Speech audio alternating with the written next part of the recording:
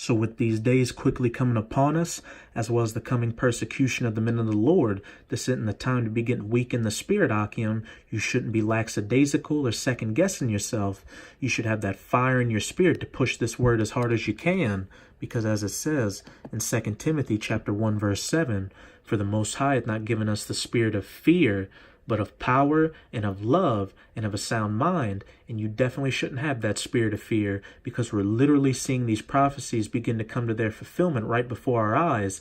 And not only does that prove that this is the truth, but it also proves that if we endure until the end, and even die in this truth if need be, that we're going to receive a crown from Yahushua himself and be of that elect number, which is something definitely worth fighting for and dying for in need be. As it says in Revelation chapter 2, verse 10, fear none of those things which thou shalt suffer. Behold, the devil, Esau, Edom, the so-called white man, shall cast some of you into prison.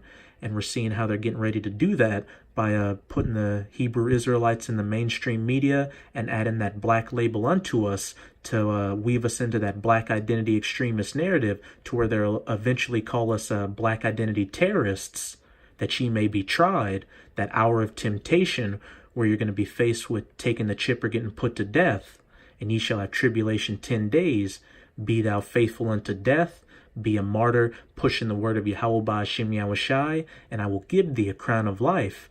You'll be that of that elect number, the first fruits of the kingdom, who will put this world back in order, bring back the 2/3, as well as put these heathen nations under our foot.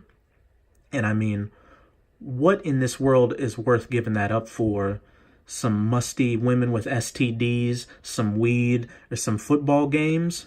That's just complete madness. And by taking your hand off the plow this close to the end, you're guaranteed to take part in that nuclear fire when Babylon the Great, which is the biblical name of America, is going to be hit with those 200 million nuclear missiles, as well as the laser beams from the chariot of the Most High, which is going to turn this place into the biblical lake of fire from sea to shining sea, as it says in Revelation chapter 14, verse 9 through 10.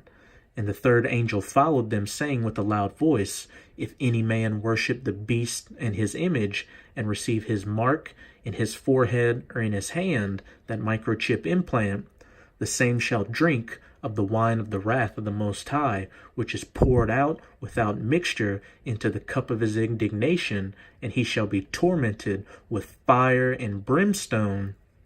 Those 200 million nuclear missiles, as well as the laser beams from the chariot of the Most High, in the presence of the holy angels, and in the presence of the Lamb, which is speaking to Yahushai.